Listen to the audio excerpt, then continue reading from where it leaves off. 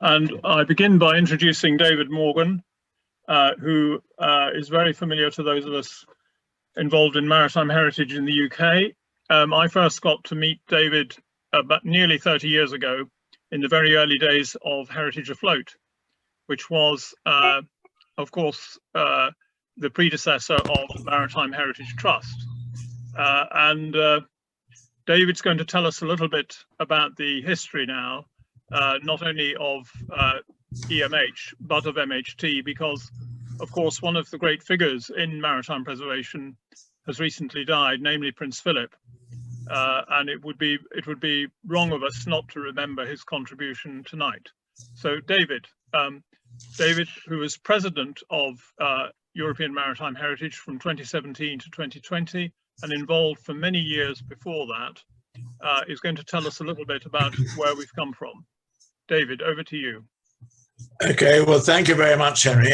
Let me know if you can't hear me. No, can hear you fine. I think I'll just explain that I'm going slightly off message, as Henry just explained, because Prince Philip was, of course, our royal patron for many years, and I do want to acknowledge his contribution, which I'll explain in due course.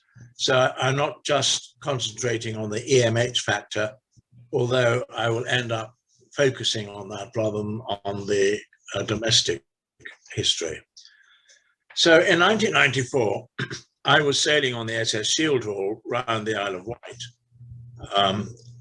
as one of its founding directors of its salvation and restoration, and a group of owners and operators of historic vessels who were traveling as passengers were complaining that none of them had been invited to a meeting scheduled for that day to form what was then called the Common European Maritime Heritage Forum, now known as EMH, or the European Maritime Heritage. I pointed out to them that we didn't even have a national body, let alone a European one. But as a result, I was asked to set one up, which I did with the help of John Robinson, then the Deputy Director of the Science Museum, and we called it Heritage Afloat, which Henry has just alluded to, which in due course joined EMH as the UK's national representative body. Again, thanks to the initiative of John Robinson, who became a member of EMH's executive. In 2011, Heritage Afloat merged into the Maritime Trust, which had been founded in 1969, and it is now, the merged body is now known as the Maritime Heritage Trust.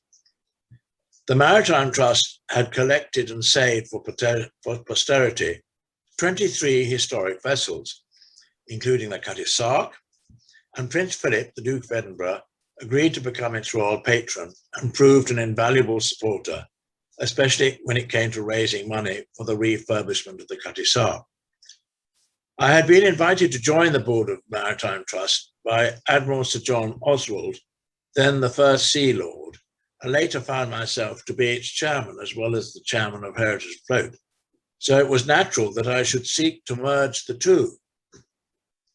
I felt I should ask seek Prince Philip's blessing.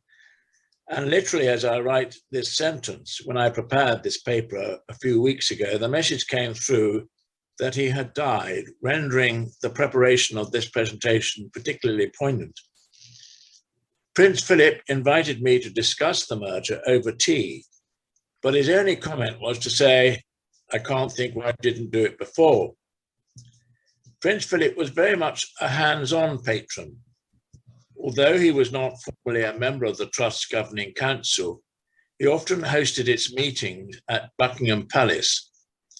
Non-membership of the council, however, never stopped him from commenting during its discussions, and I don't suppose that comes as a surprise to anyone, certainly not the British contingent.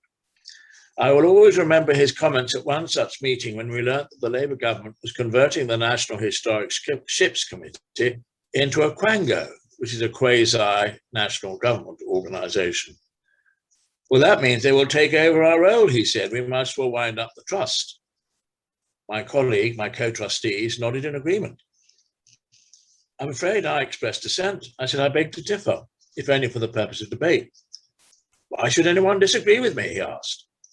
I replied that it would be sad to wave goodbye to all the trust it collected and would collect in the future. Why did no one else tell me that, was the tart reply. As a reward, I was the only trustee to receive an invitation to his 80th birthday party. So it's due to Prince Philip that we had the success we did. And of course, we raised a lot in the Maritime Trust, which we've put to good use in the new organization.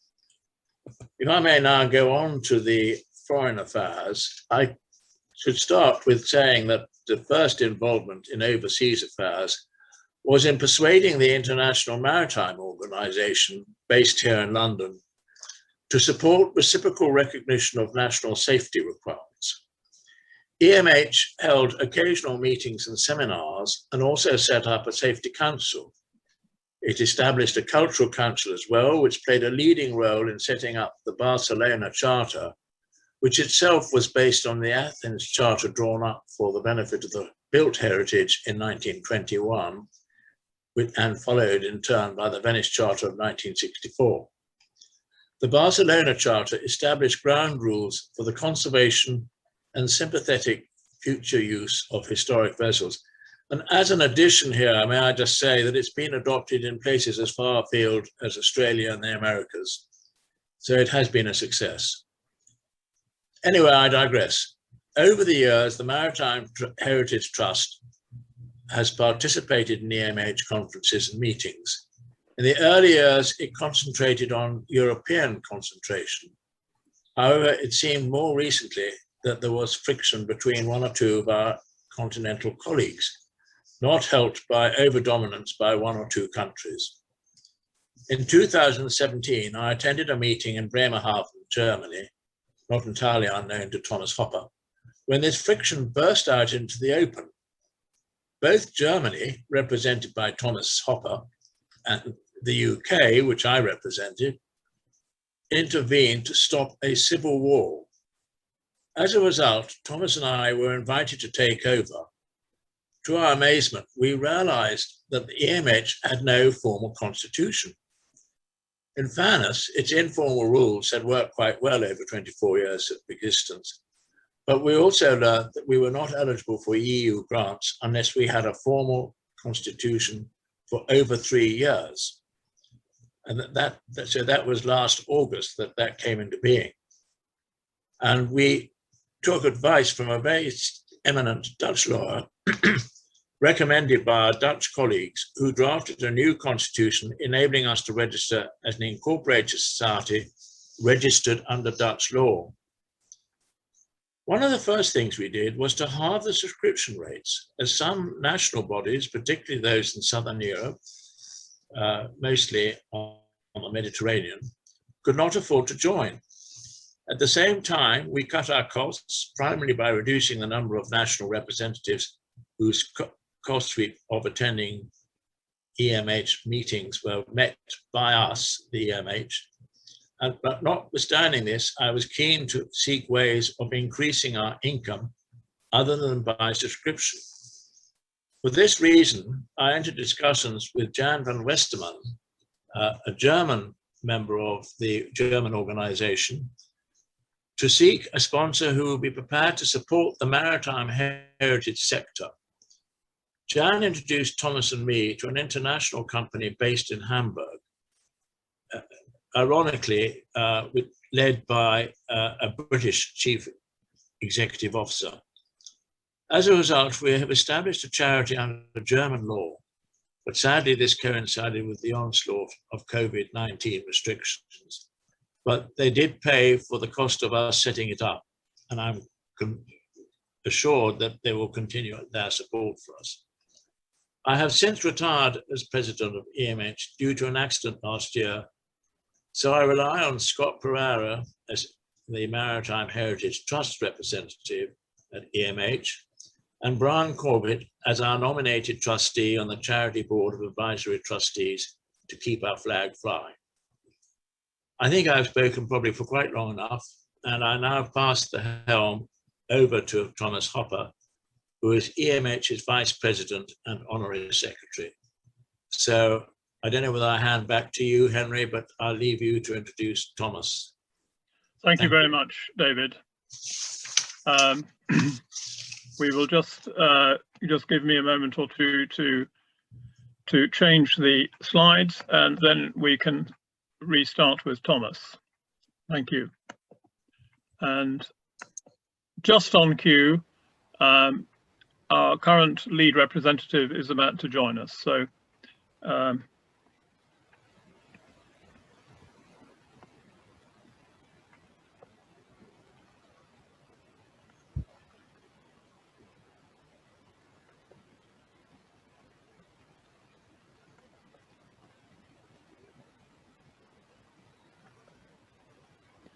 right, Thomas, I hope you're with us, and it's with great pleasure that I hand over to you now as the Secretary of EMH to begin this section of the talk, and just wait for you to come online.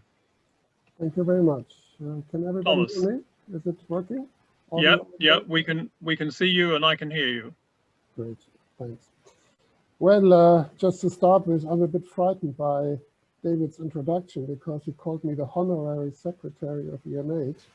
Honorary normally means it's a lifetime job, and I very much hope that I'm not the lifetime Secretary of EMH. First of all, I'm from Germany. You may easily detect that from my accent. I am actually a member of the Daily Management Board of EMH since 2017. Daily Management Board is the you can say board of directors, which consists of João de Almeida from Portugal, who is our president, and who will speak to you a little bit later, and Niels Edwin List Petersen from Denmark, and myself. I'm actually vice president of EMH and have the job of a secretary. I will talk to you a little bit about what EMH achieved over the last, it's 35 years. It's quite a long time. Of course, you can't put 35 years in 15 minutes, but I will concentrate on some major events and major achievements of EMH. First of all, I will give you a short overview of what's happening, how EMH was set up, as far as I know. And then I will look into some particular areas of work in more detail. There are conflicting news about when EMH was founded. Some say it's 1993, some say it's 1995. Whatsoever, everybody is clear that it happened in Rotterdam. So someone should know, but I think after 35 years, it really doesn't matter. It was around, let's put it that way, 1995. And that was, of course, a time, I think many will remember, where there was in the 80s and 90s, there was a significant increase almost everywhere in Europe of the so-called traditional ships, which didn't exist, at least not in these numbers, in the 60s and 70s. Former professional vessels that were no longer just scrapped, but were used privately or commercially or in whatever way for their preservation as traditional ships. So with this relatively new phenomenon, in Germany, we had our first regulations about these kind of ships in 1991. Of course, we all experienced new problems, and most of us experienced the same problems. It starts with how do you certify such a ship. Nobody wants to certify an old ship. Difficult. How do you repair this ship? How do you sail to other countries? How do you operate these ships? How do you crew them? Where do you moor them? How do you finance them? And the worst, how do you tell your wife if you bought one? So it was really, really problems that were coming up from all sides. And it was quite natural that you could not solve these problems alone on their national level. So I think it was quite national, quite obvious that EMH was founded in these times and that the people from several countries met and thought, okay, this might be the way how we can solve our problems, maybe together. Thomas, can I interrupt you a second? Are you seeing the right slide here? I see no slide there. But, okay, right. Just can you bear with me a moment, please? Yeah. And we'll try and... It should be the second slide. Yeah, sorry about that.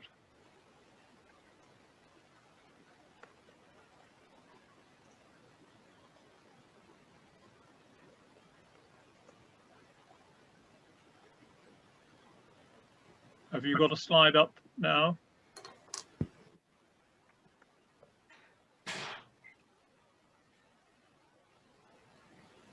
No, I haven't. No, Henry, I think it's not shared. Okay, just bear with me, please. Okay.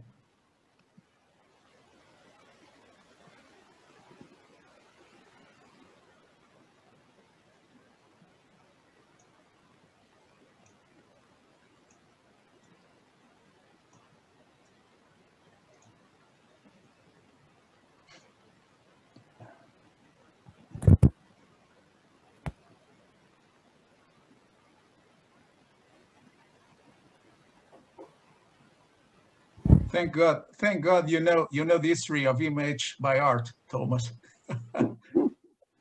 Well, yeah, but that's the wrong slide, but it's no, we'll correct presentation. Yeah. Right, sorry about that. No problem. That's the beginning, so I'll go on one. Yeah. Yeah, that is the right one. Sorry about that. Yeah, no problem at all. Yeah, if I may pick up, and for that I need the pictures. It is many people were involved in the founding of EMH, and in hindsight, it is difficult and almost unfair to single out individuals, but nevertheless, I will do it. I'm unfair at this point, but I think it is, in my opinion, from what I learned from the history of EMH, without John Robinson from the United Kingdom and without Theodor Freuthoff from the Netherlands, I think EMH would not be what it is today. The enthusiasm and commitment was groundbreaking, and I think, and I hope David agrees with that, they were the, let's say, the brothers in heart. They were very close friends, and they were the people who were really setting up EMH and determining its fate in the first years. EMH today, not only today, from the beginning, has an uncommon structure. There's only one national member from each country. There can't be two. So it's, if someone is elected a national member, then this position is blocked. And this national member has to be an umbrella organization, so an association that bundles national interest. So with this structure, we want to make sure that we can really have the experts in EMH, and that we really have the organization in the nation state that really deals with historical vessels is member of EMH. That worked quite well. It worked so well that we didn't change that when we changed the constitution in 2017. But it has, of course, its flaws, especially if you look at countries that are having no umbrella organization for traditional vessels, which happens from time to time. But we always found solutions to that. In addition, we of course have memberships for museums, for other organizations that support our aims. So, and since 2019, I think there's also an achievement of David. Individuals can become member of EMH. We opened up a group called Friends of EMH. As a matter of principle, EMH works on a subsidiary basis. That means that national issues are only dealt with at the national level. EMH deals exclusively with the international aspects of maritime heritage and never interferes at home, so to say. So we will never look into, for example, if one country defines a historical vessel in one way and the other one defines it in another way, we will not interfere. It is completely up to the country to do that and many other things the way they want it. Today, EMH is, I think we can say that fairly, is the only and as such, of course, the most important NGO in Europe dealing with all aspects of maritime heritage. There is no one besides us. And the reason for that is, well, there are many reasons. One of them is that we are dealing with a relatively small sector. But the other reason is that we captured all relevant national organizations that are members in EMH now. So nobody else can start competing with us. We have a large number of important and in some cases reciprocal memberships. No, the other one, please, before.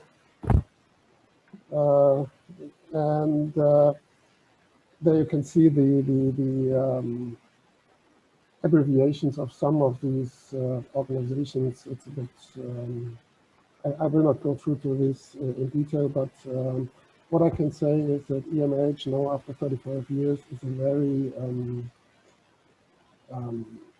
well-established organization that is well recognized. And whenever you approach, let's say, the European Union or any other organization, they will immediately know who you are, and we are able to work with them.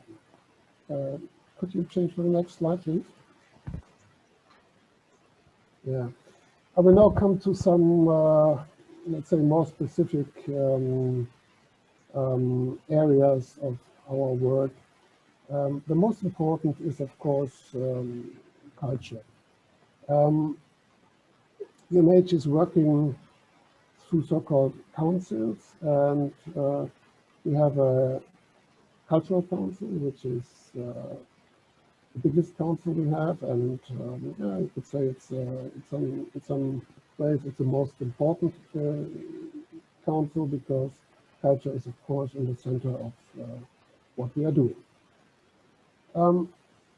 Cultural work is often by nature informal and largely based on networking, but we achieved some quite tangible results of our work, and the most important certainly is the Barcelona Charter. David mentioned it already, I will not repeat that, but the Barcelona Charter was set up by EMH and is, as David said, it is adopted in many, many countries, and I can add to that that the Barcelona Charter even made it into German national law. So it is widely recognized, and you can say it is a benchmark in its area. Nonetheless, the Barcelona Charter was released in the late 90s. It is a bit outdated, and we are actually working on an overhaul of it, but João will tell a little bit more about that later. In addition, the cultural work of EMH concerns the increasingly important intangible heritage, but also things like sail training, mainly on smaller ships, support of maritime festivals, as well as museum harbours as a new detected field of interest of EMH. Henry, can you switch this slide, please? Yeah. Yeah, now we come to the dark side of the moon, safety and regulations. Nobody likes to talk about it, but it's necessary, and it's unfortunately, we have to do it in Germany, in EMH, sorry. We are dealing with safety and regulations through the Safety and Environment Council, which is led by Hedda Lombardo, actually, who is the lady on the photograph on the right.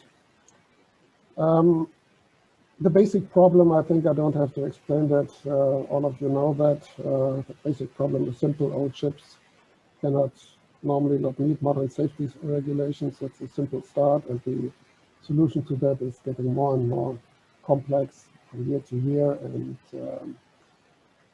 I think it's my estimate that the time that we are working in EMH on safety and regulations covers more than 50% right now of the entire time we are working. So it's to some extent eating us up, but it's of course a very, very important part of our work, because nobody can do it other than this department.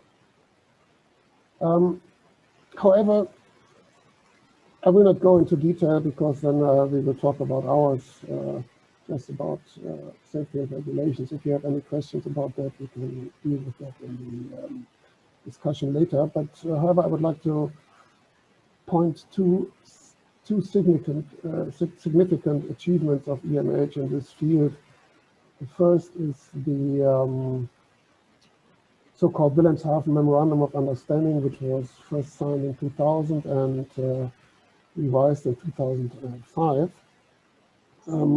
It is about the mutual recognition of national traditional ship certificates in other countries.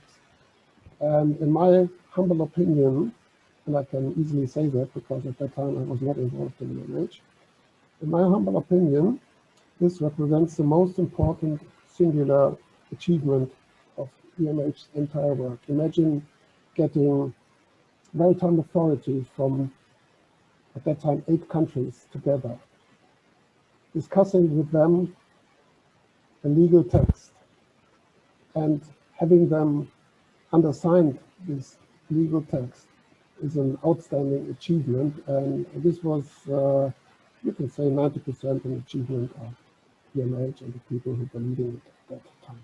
I think this is something that is difficult to copy, and it was really, really an outstanding achievement. The other thing I want to point out, because it's actually new, we have a new passenger ship directive, and we lobbied very much for more than 4 years, the Safety Council, for an exemption for sailing vessels and traditional vessels.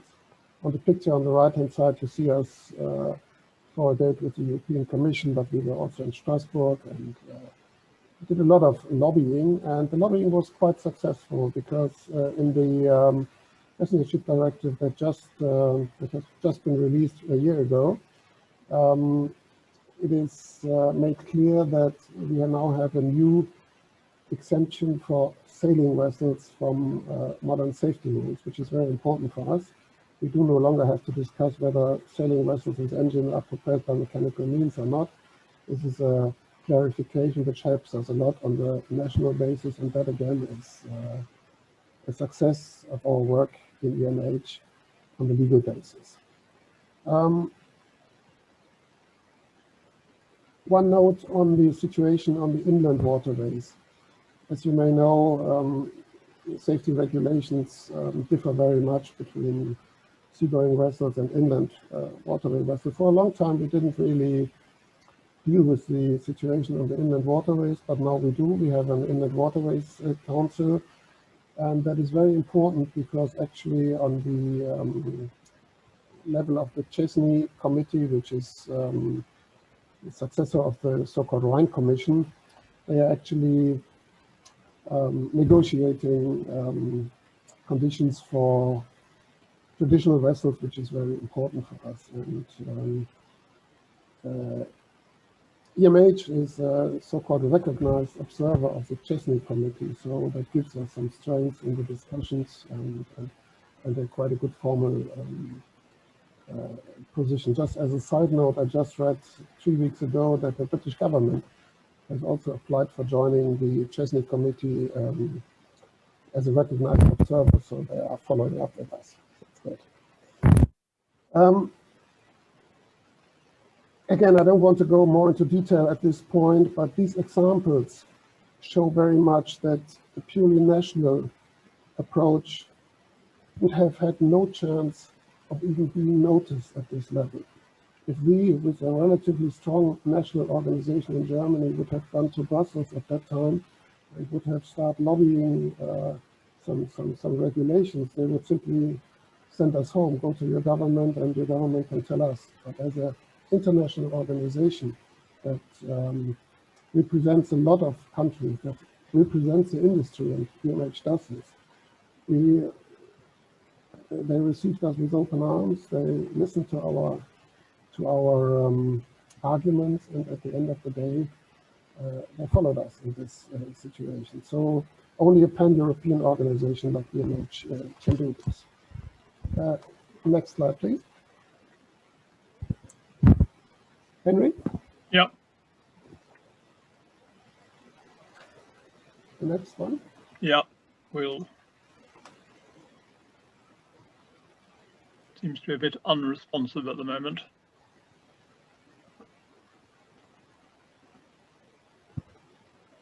I'll stop it and start it again. Oh.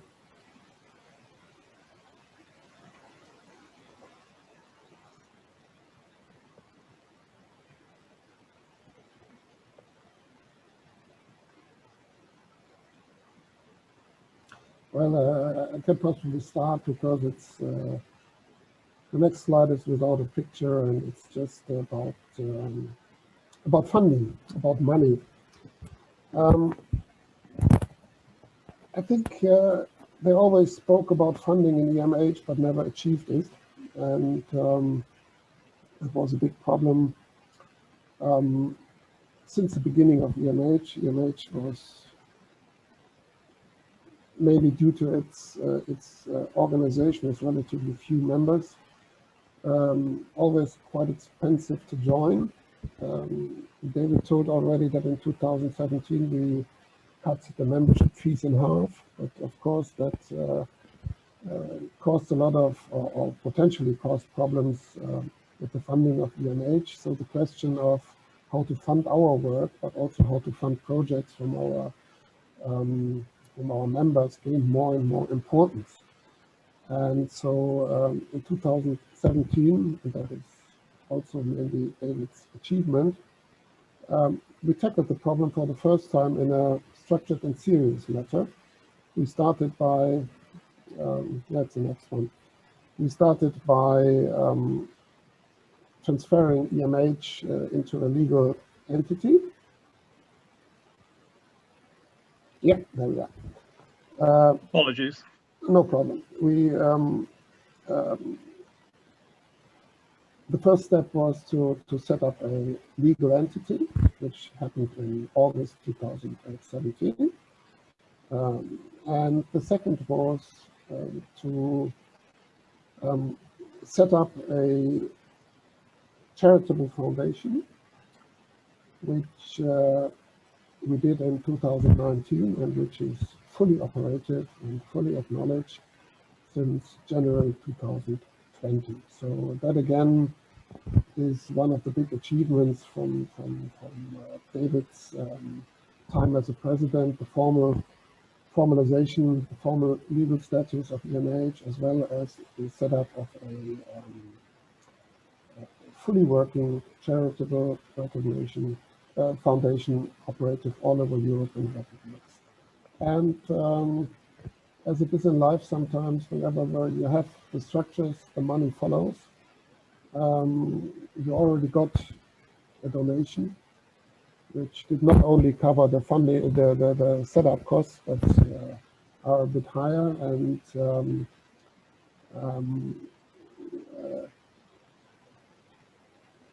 other donors are already on the doorstep. As you can imagine, the pandemic has delayed talks with potential donors, but we are quite happy that we achieved some money already, and there are some other donations coming up. The foundation has an international board of trustees. The British member is Brian Corbett. And we are actually looking for projects that can be financed through this foundation. To make it very clear, this foundation is allowed to spend its money all over Europe, but Europe is not the EU, it's much bigger. So if any of you has any ideas about a good charitable project that we can present to potential donors, please come forward to us or to Brian, whatsoever. And the better the idea is, the easier it is to get money for that. So we are, again, funding is something for the future, but we set up the structures, and so we can now start working on the details. Next and last one.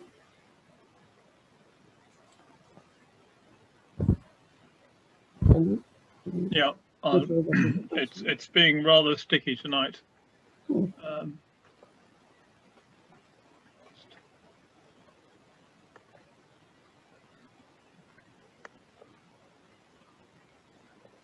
The last one is a picture of David, so we have to see.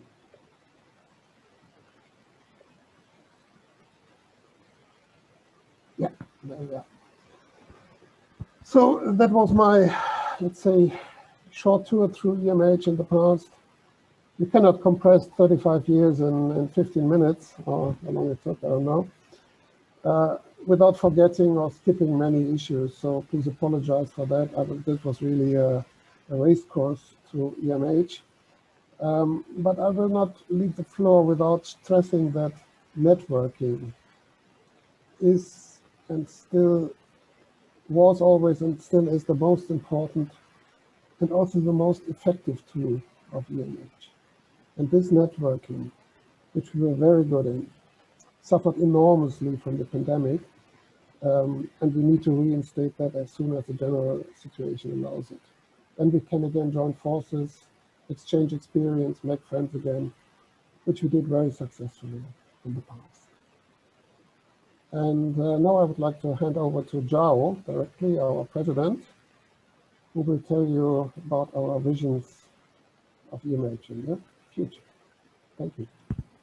Thomas, thank you very much indeed. That was great, and sorry that we had one or two interruptions. No problem at all. So I'm just, yes. Sorry. Yeah. I don't know if you wanna. We could share from here. It's perhaps not too responsive from there. Do you want me to try from this end? It was getting sticky. It was getting sticky in places. So would you be so kind as to allow sharing? Yeah. Let's have a try.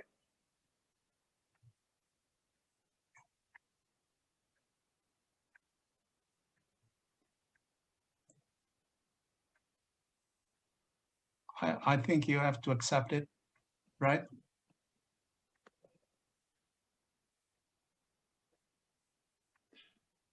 I've got it on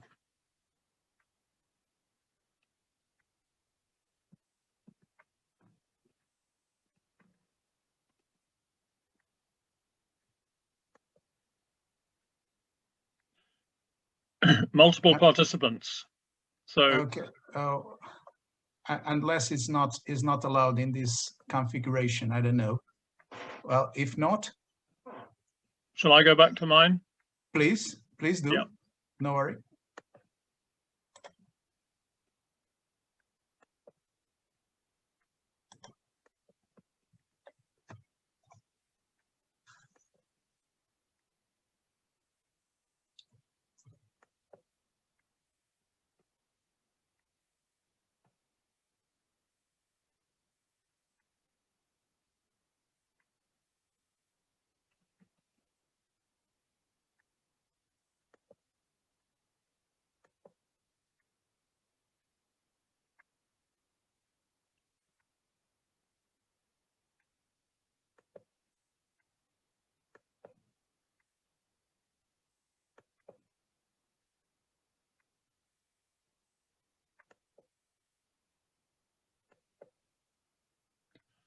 Yes. Let's see how we get on.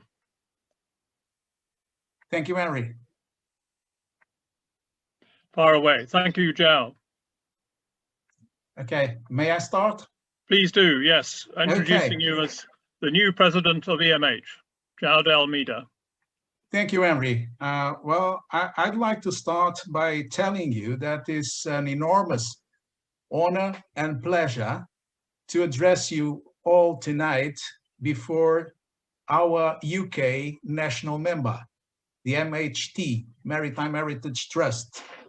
And this you will see across the slides, and I promise to be short, how much important for us your presence, your participation, your joining forces with us is today.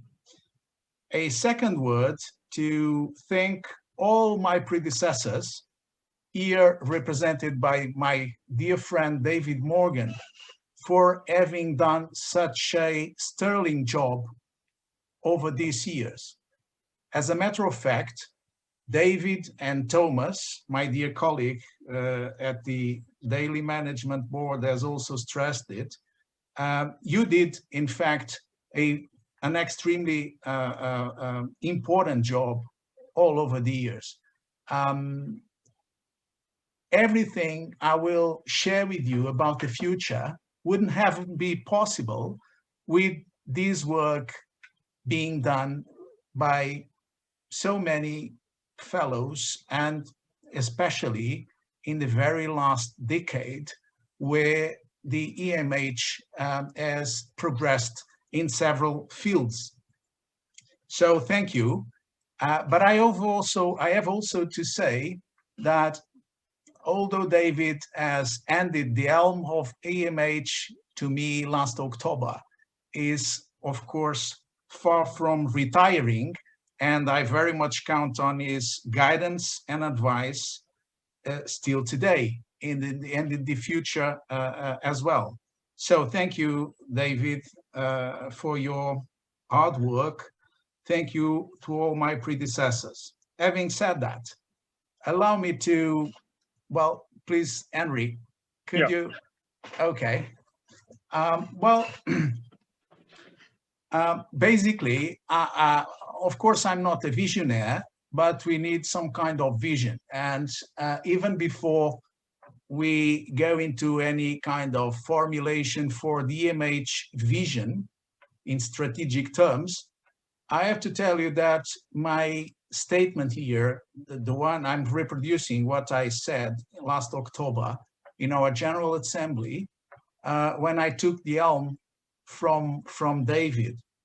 Basically, what I want to do in my role as the president of the EMH is to work with you and join forces with partners in such a way that we increase the sustainability of maritime heritage. And by doing so, I also believe we will be contributing to a more sustainable world.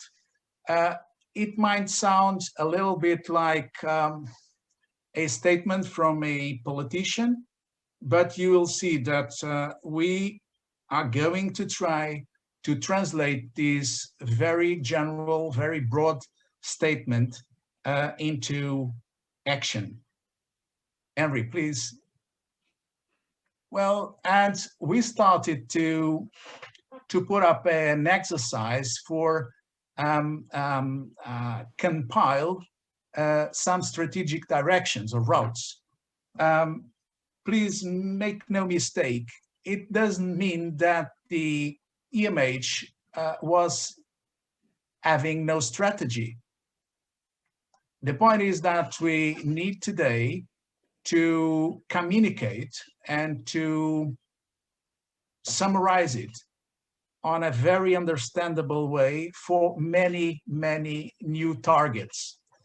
And if I may shortly talk you through this diagram, which summarizes basically our current strategic thinking, ongoing strategic thinking, and it's an ongoing task we have now in hands.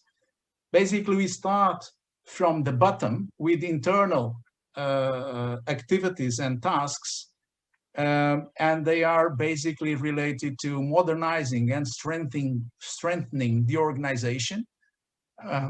In general, we believe that only a strong association can do and can be impactful and effective in promoting the cause of maritime heritage, of course. Secondly, we very much need to keep on strengthening our partnerships policy programs and initiatives. And this is what we consider still at the internal level. For the external, basically on the left-hand side, you see on the second column, the goals. First goal, number 3, we came to the conclusion that the concept of maritime heritage may need to be, to some extent, updated. What David said in his presentation is completely right. The Barcelona Charter has been a fantastic achievement. We have no doubts about it. But across the years, because it's now more than 20 years since its adoption, what we are progressively seeing is that maritime heritage is being sort of left to a second place in the overall heritage agenda globally. And there are 2 or 3 main reasons for that we need to think about and to discuss among ourselves. For me, in my very humble point of view, the main reason is that there is only one UNESCO convention on maritime heritage, and this is for the underwater heritage. No word, almost no word about afloat, and almost no word about intangible maritime heritage assets. So it's only natural that we may be sort of relegated to a second place or third place in the priorities lists of policymakers and other very important international organizations dealing with cultural heritage in general.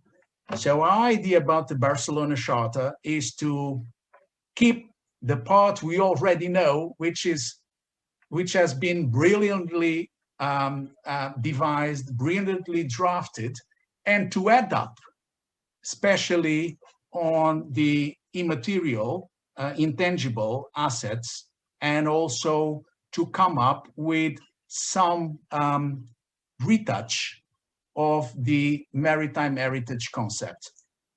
In general, last remark on these, the idea is to be as inclusive as possible. I give you just 2 or 3 examples to illustrate what I mean with being more inclusive. We keep on talking about historic vessels owners or traditional boats owners, and we will keep doing so, no doubt. What I mean we need to do is to add up different realities which are still related to the main actor, which will be always the boat, the vessel, or the ship. But it goes much beyond that. By doing so, we are utterly convinced that we can reach out to broader audiences and to reach out to different targets. And especially when it comes to policy making, I think we may be much more effective. It's also important to enable the activity our dear associate members are pursuing on a daily basis. So we need to keep the fight, if I may use the word, for building a fairer and friendlier regulatory framework. Thomas has addressed already a number of issues. David has also did a great deal of interventions on this very field, and we really need to find and to strike new balances between the heritage and the current and its operation today. Last but not least, number 5, securing the future. I think it's quite evident that one of our objectives relates to winning the minds and hearts of the so-called Z generation. Basically, we did a short survey among our dear members, and we found out that the average age of people directly involved with civil society organizations doing activities or with the purpose to promote, preserve maritime heritage is quite mature, if I may put it this way. So we really need to speed up our marketing programs and to devise programs, activities, and initiatives to bring these new generations on board our cause. Otherwise, our cause will live along our side, ourselves. So I think this is really a very important topic for enhancing or to enhance the sustainability of the maritime heritage cause. Henry, please, another slide, and I promise to go as fast as possible. Here, I do not resist to do a short comment on the picture I've chosen to this slide. Well, it's an old chart portraying Europa in the early 16th century. And I chose it because I do not want to forget to mention that in our view of EMH, Europe is much older than the European Union, and as far as the maritime heritage is concerned, there was no Brexit whatsoever. And I want to be this explicit. We keep working with you, and we want to strengthen our relation because we are very much aware about the wealth of the maritime heritage coming from the UK. So it would be completely nonsense not to keep on working together. As far as we are concerned at EMH, we are really, really willing to keep as close as possible with you. Nothing has changed for us with the Brexit. Having said that, on the cultural heritage side in general, I have already addressed 1 or 2 issues about the Barcelona Charter. Basically, we want it to be a bit wider and more inclusive, and I spoke about inclusiveness in this regard. And I quote here, the boat or the vessel or the ship. I've been through a very interesting article by a British author about the concept of these 3 different words in proper English and also from the legal perspective. For simplicity, I use the word boat here, but I want to be as broad as possible. The boat will be always at the center, no doubt. But maritime heritage goes much beyond. What we need to do is to establish and to promote the linkage between this core actor, which is the boat, with a number of different realities surrounding or related to boats and to maritime and inland waters navigation. An example of this is concerning the heritage harbours. And I think the momentum is coming soon. And I have here to address my compliments to MHT for the excellent work that you guys are performing in relation to the heritage harbours. You started to develop the concept. You've been putting a strategy and a partnership program together. And I think we are very much keen to follow up and to join your efforts and to see how we can basically learn with you. And thereafter, we want to replicate and to share these across other countries where we are present. Another slide, please, Henry. Well, safety and regulatory framework, another comment on the picture. It's fabulous. I must confess that by ignorance, I was not aware that the life jacket was a British invention. Correct me if I'm wrong, but according to my research, I found that the life jacket was invented by a British captain, Captain Ward, from the Royal National Lifeboat Institution.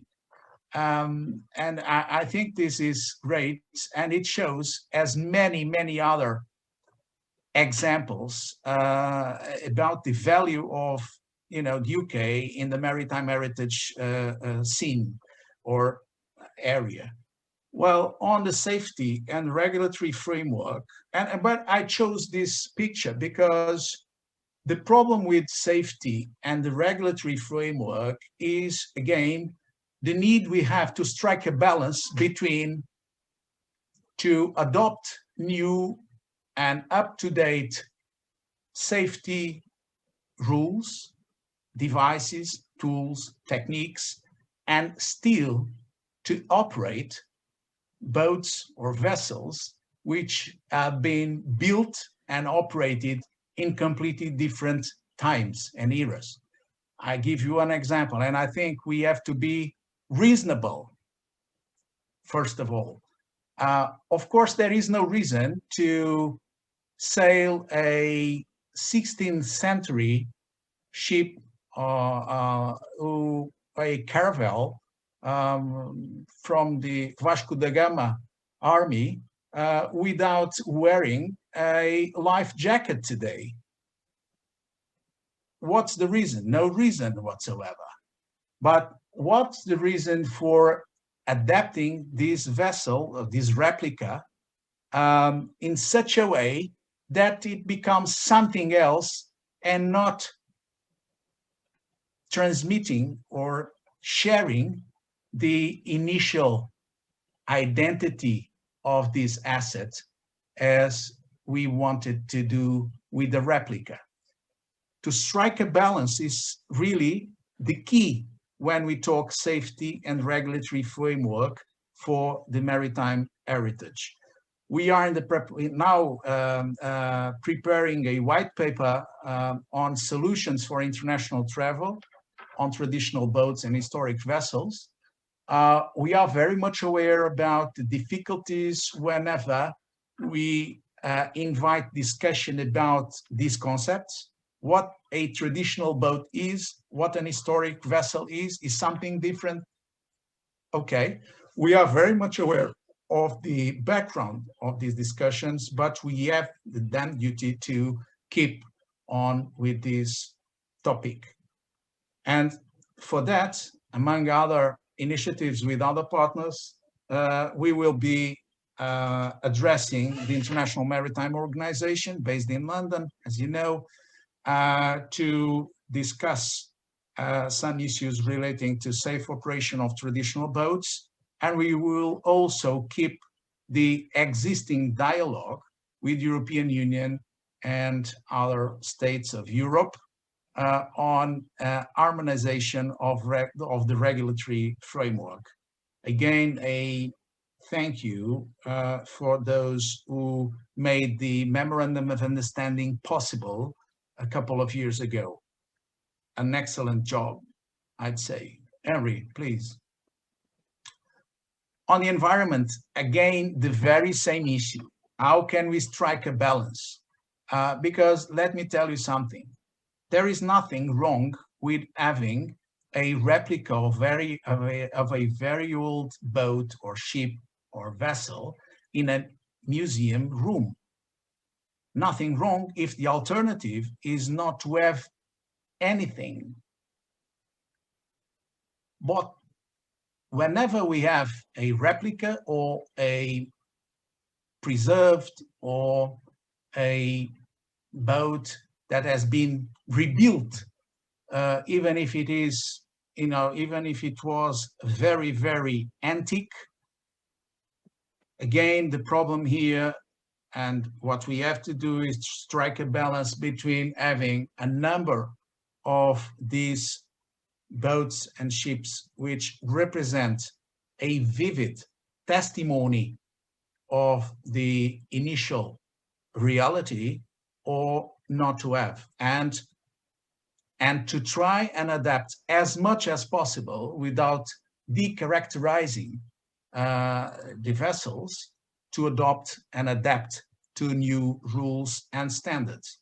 And this is very much related to, for instance, the coal-fired steamships. Scott Pereira is with us tonight. I saw him already. He knows very well what we are talking about here. We are talking about engine emissions in general, black and gray water disposal, use of traditional paint, last but not least, navigation rules for or within protected areas. Again, here, this is summarizing. These are topics which are on our priority list, where we need to work with partners, with experts, and to establish or continue to be in dialogue with policymakers. Henry, please. As far as funding is concerned, Thomas has already addressed a very important achievement, recent achievement, with the setup of a charity, a foundation governed by the German law in this case.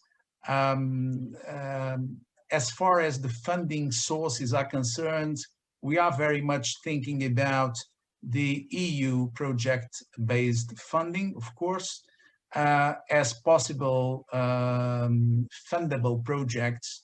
We would mention the Heritage Harbours, an Heritage Harbours handbook, the setup of a network of wooden boat builders.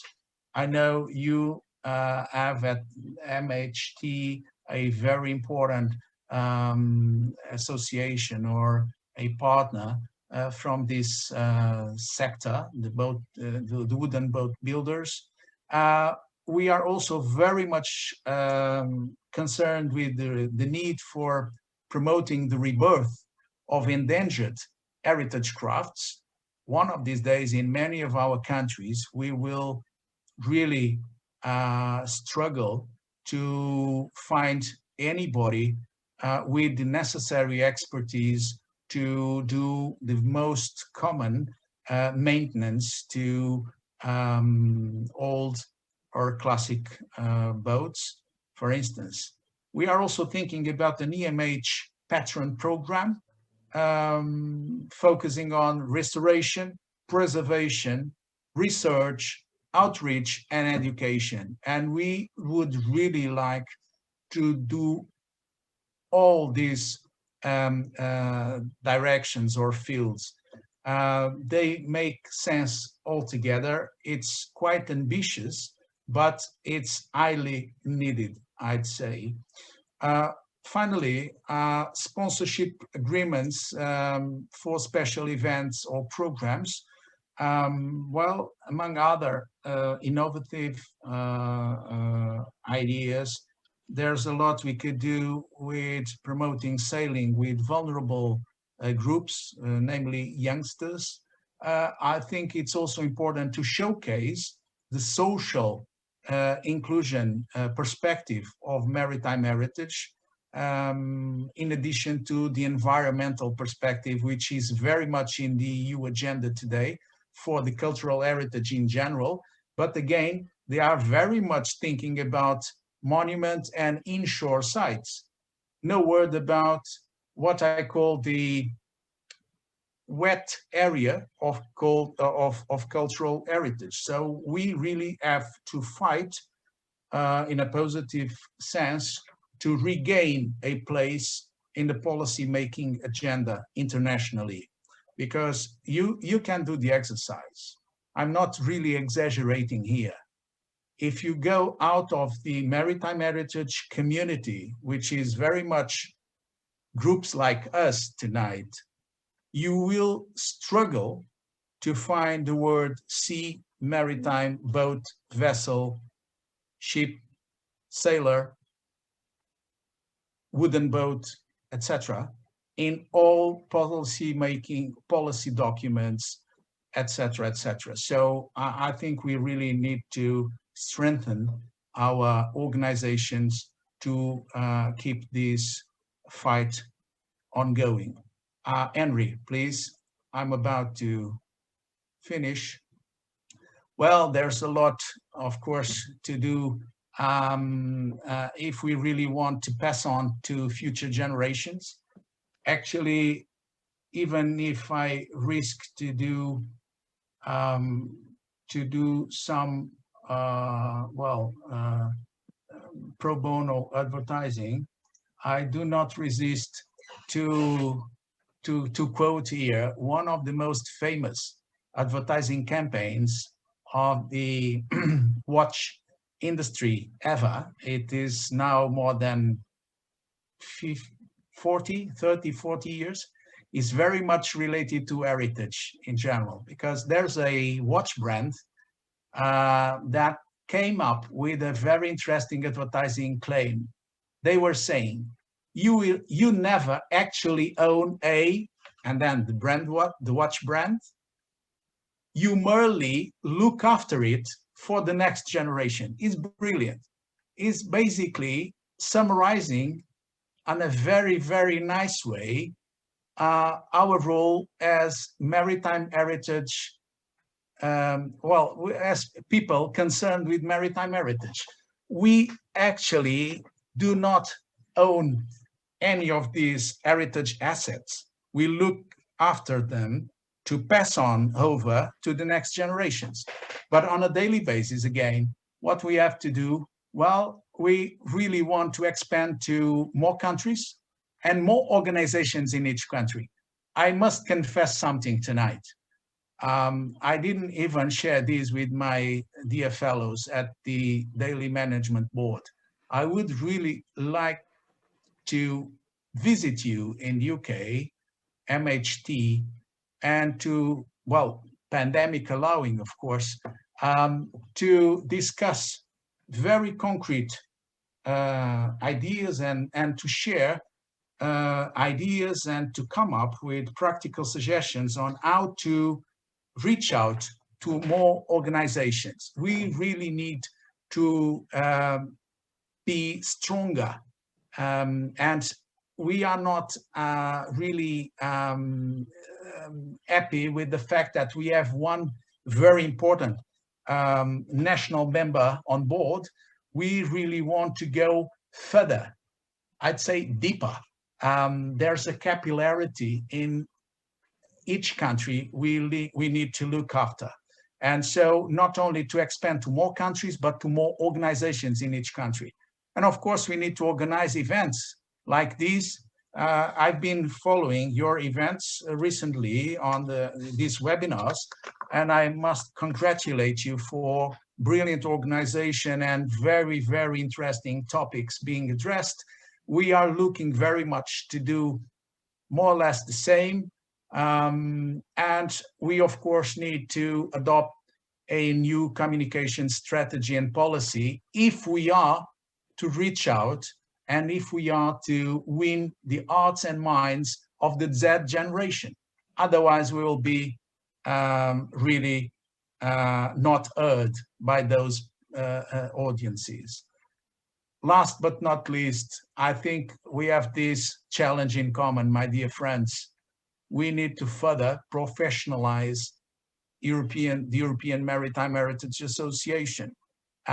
We struggle very much with this objective. And I think, to be very honest, we will only succeed in doing this once we've got some funded projects through which we could, to some extent, fund some permanent resources for our organization.